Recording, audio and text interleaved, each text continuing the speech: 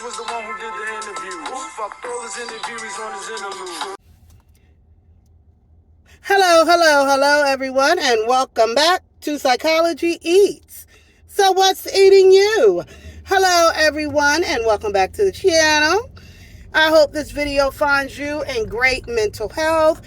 I hope all is well. I hope things are going good. I hope, let me see now. Yeah, I just hope, I hope for you. So anyway, y'all, I was thinking about this today. If this is your first time visiting the channel, hello. I am a reaction channel, and I do videos on pretty much whatever I'm in the mood to do a video on, honey. And today I was thinking about the street sector.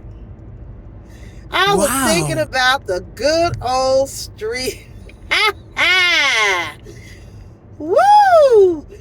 Y'all, we had a time. We had a time in the street sector. You hear me? We had a time. If you from the street sector, meaning I'm talking to the viewers, subscribers, members of channels, if you and some of the content creators, if you were a part of the street sector, you had a time. You had a time, honey. Do you think, comment down below, do you think the street sector, because it's dead, it's gone, she's gone. Do you think the street sector can make a comeback? Can the street sector make a comeback the way that it was, you know? Now listen, she only lived less than a year. The street sector, as quick as she came, it is as quick as she went on to do other things. And so we know the street sector really started because we was calling Mucus, well, wait now. For a lot of people, they didn't even know what Mucus looked like. Mucus was behind the camera until two or three people told him he was cute. And then all of a sudden, Mucus was like, I need to show the world this little face, honey, because this little face, these street girls are telling me how fine I am. I need to let the rest of the world know what this face is giving. And so that's when Mucus flipped the camera around, and then we was like, that's Mucus? And then we was like, okay, he ain't a monster, but you know, he all right. But that camera didn't tell us how tall he was. Until the people started saying, oh, he's so little.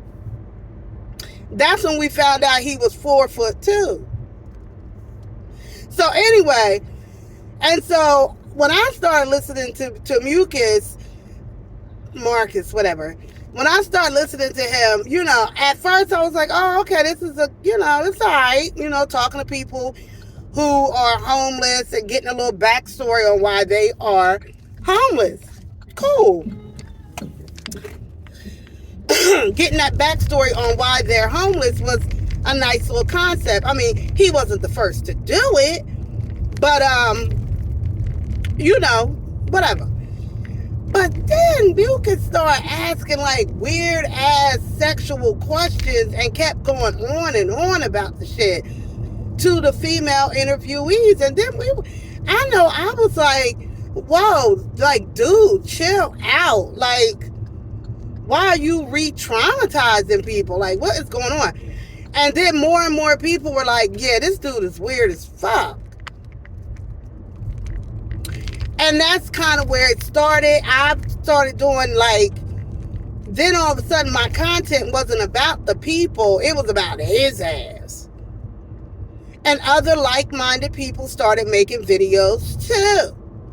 And then next thing you know, the street sector was in full throttle. Hey, Kiki.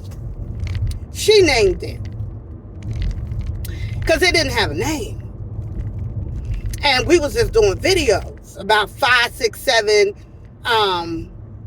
content creators. And then more and more content creators jumped on board because they were interested. And then, you know, you always have those content creators who want to go on the opposite side. Like, we're all saying Mucus is wrong, he a piece of shit. And then you have those a content creator too. Well, the women, it was their fault. They chose to sleep with him and da da da da da. You know, we ignored that because we knew that was you was on some other shit. We ignored, but I think it was important to see people who thought like that too, because that is one of the reasons why victims don't talk. Is because they know or they believe or they have had the experience where they have told their truth about being sexually traumatized, R-word, taken advantage of, molested, and the very people that love them and supposed to protect them didn't believe them. And then you have other people who didn't even know them who didn't believe them, like the police, social work, whatever, right? And so I think it was important to see how people think. How people think. Oh, how could she be a victim? She allowed it. Right? Allowed it. Why? What was going on? And so I think from the street sector, we learned a lot about the way people think, the way people feel, the way people act, the way people believe.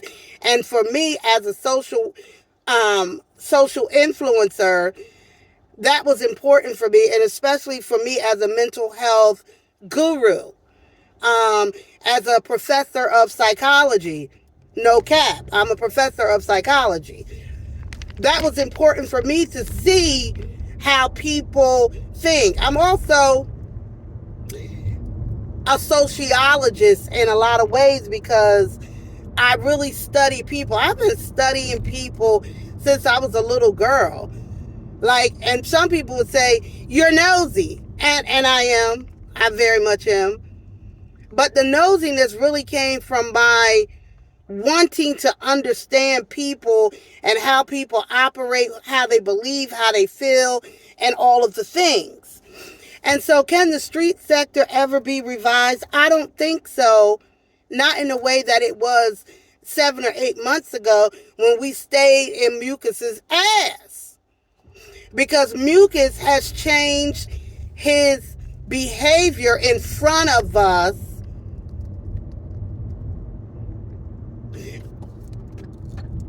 Not completely, because he's still over there asking them same old dumbass questions. But,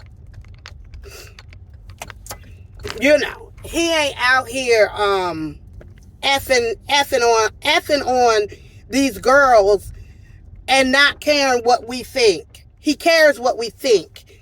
He cares about what we're saying about him because he has more to lose than than he was admitting to months ago when we all started getting on his ass. He really does have more to lose. He has his daughters. He has what they think about him, his family, what they think about him. What is done in the dark will come to the light. And we brought to light what Mucus was doing in the dark. Hey, Mucus. And so with that being said, comment down below. Do y'all want the sector to come back? I don't. I really want, I'm glad that we're not having to report these awful things. Come on, Ashley.